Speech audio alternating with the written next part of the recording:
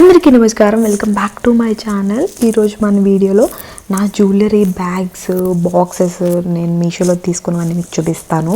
First వచ్చేసి ఈ Ziploc cover, నా శారీ కవర్స్ చూపించాను కదా, సేమ్ అదే మోడల్ చిన్నవన్నమాట.